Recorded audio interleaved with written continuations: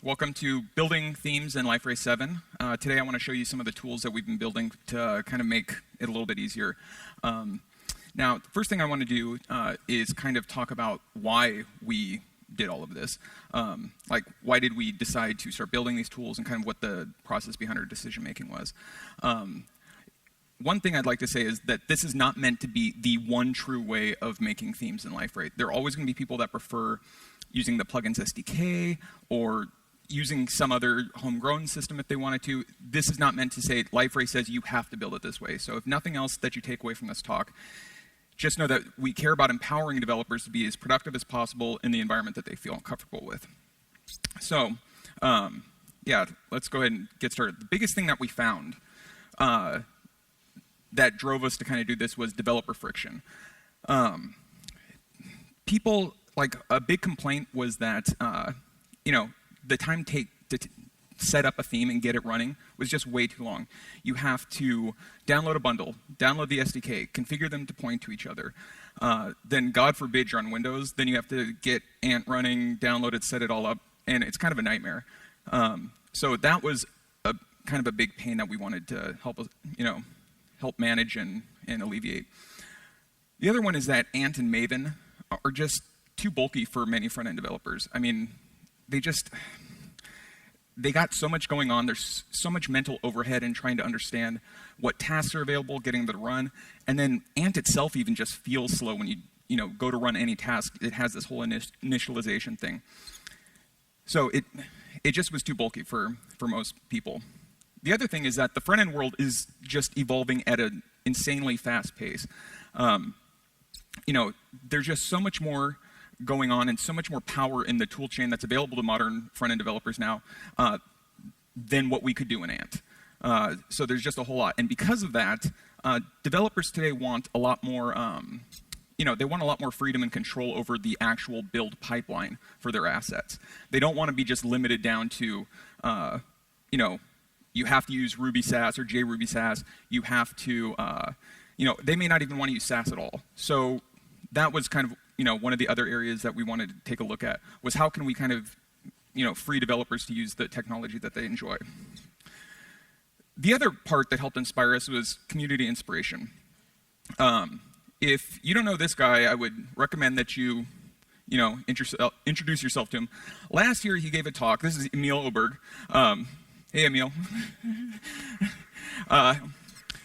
Last year, he gave a talk at the symposium and at DEVCON on these tools that he'd built, and they were just awesome. Emil Oberg from Monitor in Stockholm, Sweden. But he showed these tools that really just blew me away, and they just really did something that we hadn't thought of doing. If you ever feel like Liferay's not listening, or that the Liferay developers aren't addressing your needs, I would highly recommend you take a page out of Emil's book and just say, screw it, I'm going to scratch my own itch and just do it anyways and build my own thing and then show us, because we will listen, and it was really cool. And even though we'd been using Gulp as for the AlloyUI project for years, it never really connected to us to that, hey, we should incorporate that as part of Liferay's build process, because, I mean, there is one downside to the rapid pace of, the front-end developer world, is that it's just chaotic. It's very hard to keep track of all the possible technologies, that are just constantly being evolved. So we didn't want to introduce that confusion, but that also was limiting us from being able to help people get started, faster and going. So thank you, Emil. So what are the new tools exactly? Down to the nitty-gritty. So the first thing is Yeoman generators. Then we have a set of Gulp tasks for actually working with the themes. And we've created new ways of extending themes. So before I go too much further, I want to go over some basic concepts just so we're all on the same page. Because I know that, like I mentioned, with how fast everything evolves in the front-end world, you may see the name of something in an article, save it to Pocket, swear you're going to get to it later, and then be like, wait, what in the world is that thing? I have no idea, and it's buried underneath all the other things you want to check out. So just so everyone kind of knows what it is I'm saying and it doesn't sound crazy. What is Yeoman? Extremely, put extremely simply, It's nothing but a scaffolding tool for applications and directory structures. It will take a template and just build out a set of files and configure things and give you prompts and let you customize it. And that's pretty much what it does. What is Gulp? That one's really simple too. It's just a build system. It's just like Ant or Maven or Gradle, except it's fast. And it is much faster. All right, so and I've gotten this next question a bit is, what exactly is a themelet? And this is the new ways of extending themes. So a themelet is a modular piece of functionality that themes can use without all of the theme boilerplate around it and needing all of the structure and everything that goes into a theme. So you start off with your theme, and you can still inherit from any number of levels of existing themes, and they can inherit and keep going down the chain. But the way themelets fit in is that they mix in functionality alongside the theme. They're not, you don't have to stick them directly inside the inheritance chain. They're composable. They can be used alongside theme inheritance, so you can still extend and use them. The CSS and JavaScript are automatically inserted into the theme, and this is going to be customizable, so you don't have to do it. But basically, we'll insert the links to the JavaScript files, right above the end of the body tag, and we'll insert links like import statements into the CSS right above your custom. So your custom CSS file will still overwrite anything that you're pulling in, but it still gives you the ability to use it. But then it can be any type of asset. It doesn't have to be, CSS or JavaScript. It can be velocity, free marker templates. It can be images, basically anything you want, any set of assets. What in the world? Oh, that's strange. Wrong button. Okay. Sorry, let me just go through all this. Yeah. Oh yeah, okay. And the other thing is they can be shared via NPM. All a themelet is two things: a package.json file and a source directory. And in that source directory, you can put anything you want. So you can basically publish this themelet up to NPM, and then anyone else can use it and mix it in their theme, and you can update it, and they can update with you, or they can just keep it their version, just like any other node module. Okay, so how they all kind of fit together. Yeoman scaffolds out the theme directory, builds up how your theme structure will be, and downloads all the dependencies for you, and then tells Gulp to initialize the theme. Gulp will then run actions on your theme. It's basically the actions that are available are extend, deploy, watch, and upgrade. And there's some other minor small ones, but those are the primary chunk of it. And when it initializes, it'll basically ask you, where's your Tomcat directory, just so it knows where to deploy, but you don't have to configure it that way. It's just much easier for actually testing. So, and then inheritance and themelets. Does that look weird to you guys? I don't know, it looks blurry. So yeah, parent themes provide a base set of functionality, and themelets can mix in and compose functionality alongside of that without all the without all the theme boilerplate needed. So, how to use them? So what I did was, instead of showing you the demo live, always happens to me is that as soon as I go to do that, the internet cuts out for some reason, or somebody's torrenting like a giant movie, and then nothing works for me. So because it does require internet access, I just recorded videos to show you guys exactly what's going on. So, but I'll step there and kind of explain what's happening. So in order to create a theme, here's what you would do. You just type in yo Liferay theme. And yo is Yeoman, and that's Liferay theme is the generator that will do all the work for you. So here's kind of what that whole process looks like when you actually start running it. So you type in yo Liferay theme, and it gives you a little prompt. And what would you like to call your theme? It gives you a series of prompts: your theme ID, asks you what version of Liferay it's for. Do you need Compass support? And it'll go through and it'll basically create all the files, and then download all the dependencies, and then ask for where your Tomcat directory is pointed to. And then that's pretty much it. And so you'll see, I'm going to go ahead and pop up into Finder, and you'll see that it basically created the theme and the whole theme structure, and everything we need is pretty much there to go ahead and get the theme started. So once that, all right. So you can also, one of the things we also helped build, or structured in there, was if you have themes in the existing plugins SDK, you may want to bring it over into this new system and actually use all of the tools that come with this. So we have a sub-generator. Yeoman has a concept of generators and sub-generators. Sub-generators basically allow you to extend a generator to do more things than just what the basic one does. So you would just run yo liferay-theme : import. So in this one, we're going to go ahead and get it kicked off and start with the import process. So you type yo liferay theme import.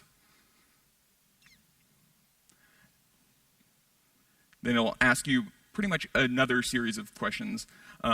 Where do you want to pull this theme from? So you just point it to an existing theme directory. It will pull it in, download all the dependencies.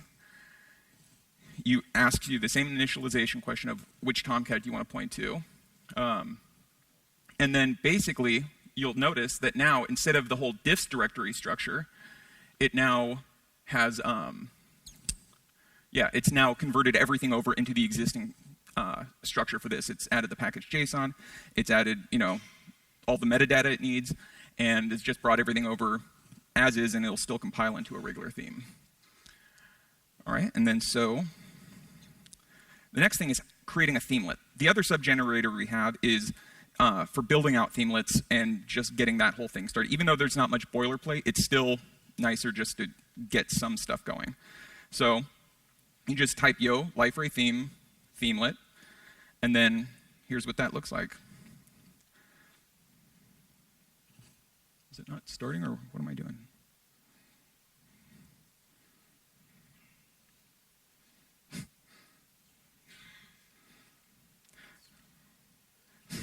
Yeah, well, I don't think I was just staring at the screen that whole time.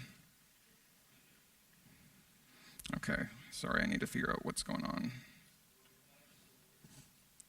But yeah, at least that's happening.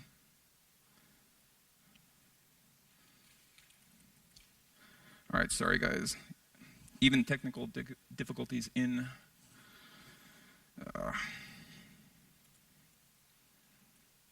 okay.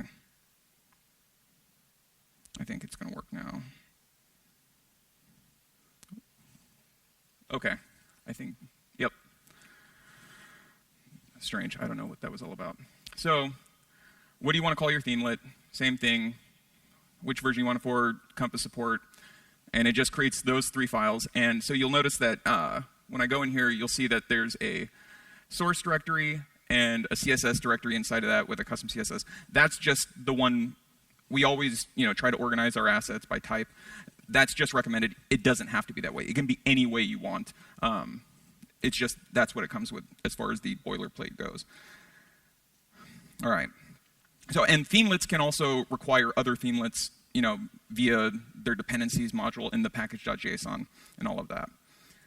So to build out your theme, this is where we switch from using Yeoman to using Gulp, and actually you just use Gulp whenever you're interacting with the theme itself. So when you want to build a theme, and when I say build, I mean compiling all the CSS, stitching everything together, grabbing all the inheritance from the parents and themes it's extending, build it out into the build directory, and then also create the war for you so that you can distribute it however you want.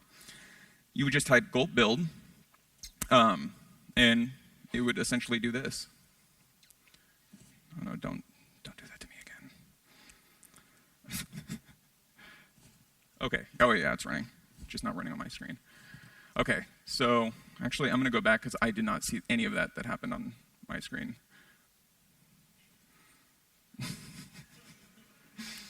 I think I'll eventually, okay.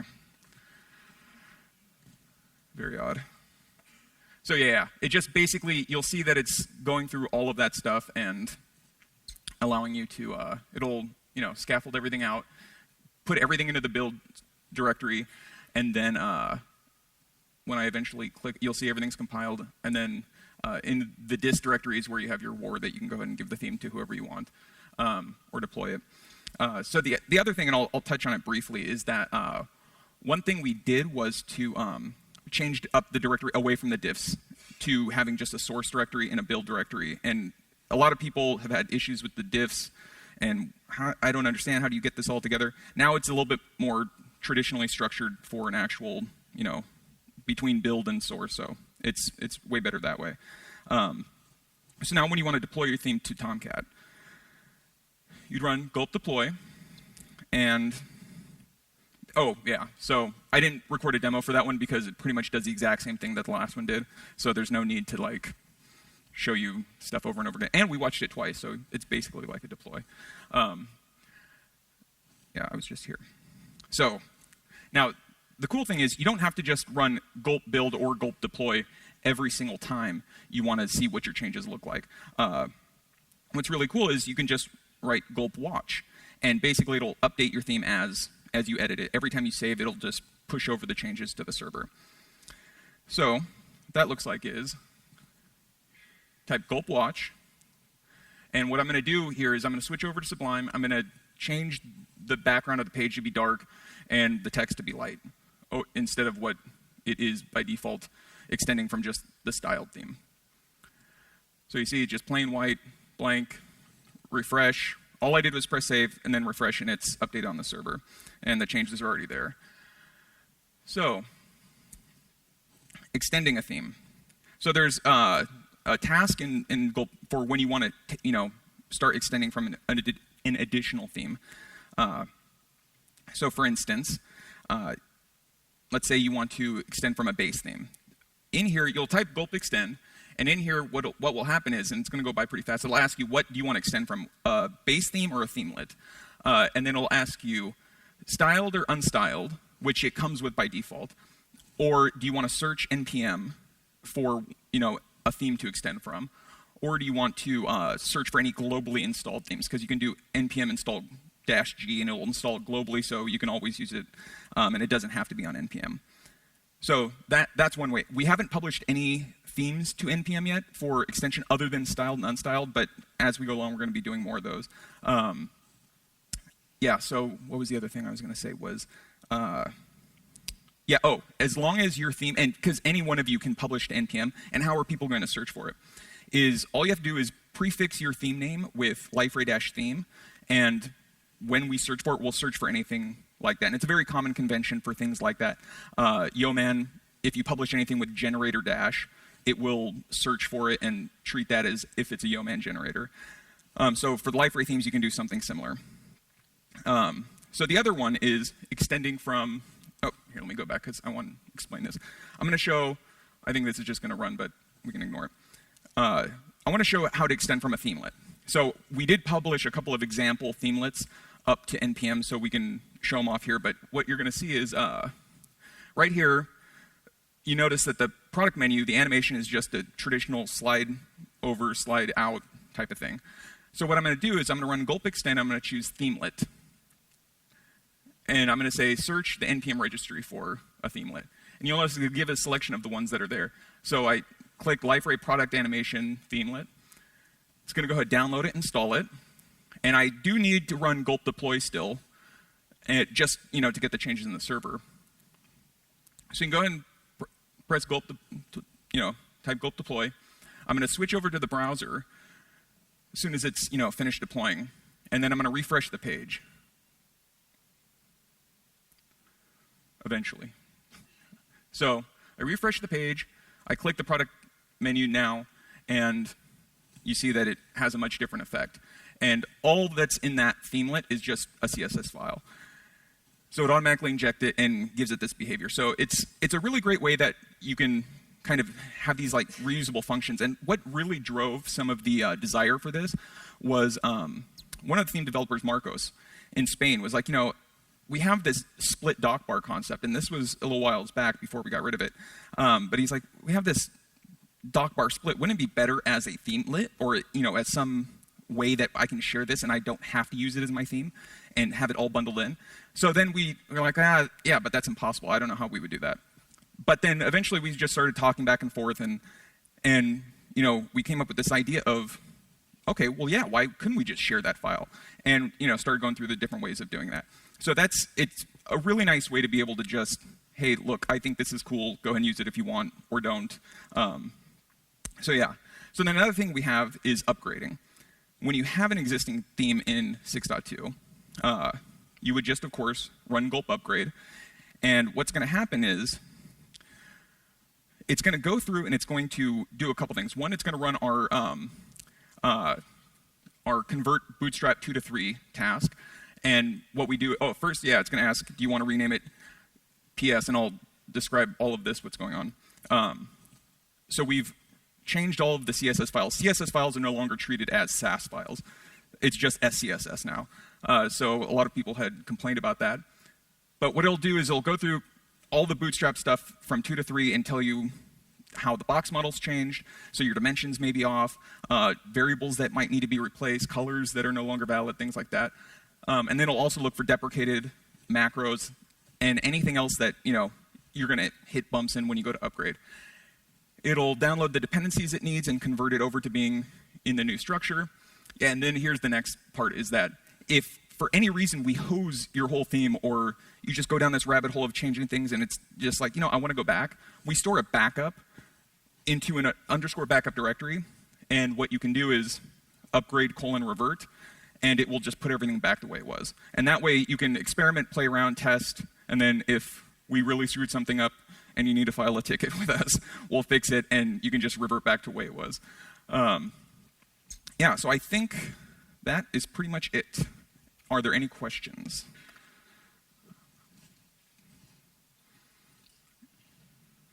I think Kirapalo in the back has a question.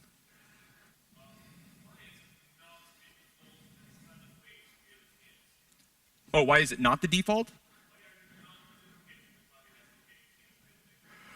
I think because, one, there are some people that prefer, I think the IDE still uses it. I mean, ideally, and partially because, one, we're introducing this, so I don't know if I would want to say, hey, this is the way, everyone that's been doing it all the other ways, you're done. Because there still is a segment of theme developers that prefer the Java method. They want to use their tool chain. I'm okay with that, but to me, honestly, I think this way may actually, because of the speed, people will pick it up much quicker. I think he has another one, sorry.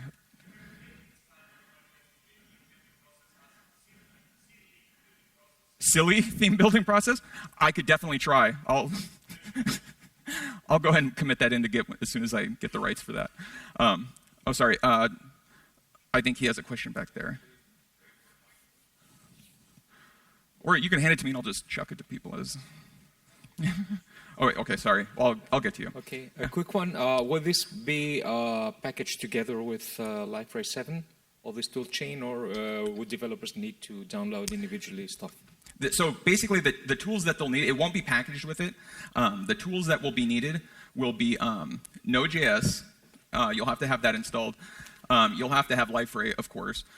You'll have to have Yeoman, which is just an NPM module. So it's just npm i-g Yeoman, and then Gulp. Those are the 3 things that you would need separate from Liferay. And yeah, and then basically everything else is just on NPM and available to download. Yeah. I saw that you imported Velocity and FreeMarker. Is that also something you can choose in? Currently, no, but we can add that. In fact, because someone else had asked about FreeMarker, and then I was like, wait a second, how in the world did they switch it over to FreeMarker? We didn't put that. They just tweaked the file manually. So yeah, well, we can add that as a prompt. Any other questions?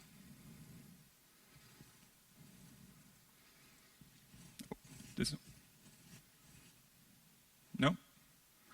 Alrighty. Yeah, I'll be doing a workshop if you guys want to, see how it is, play around with it. We'll just be basically going over the same stuff here, only I'll show you guys how to install it, how to get it up and running, and kind of, getting a feel for how the tasks run themselves. Yeah, if there's no other questions, we can go and wrap it up and go enjoy the morning break early. All right, cool. Thanks, guys.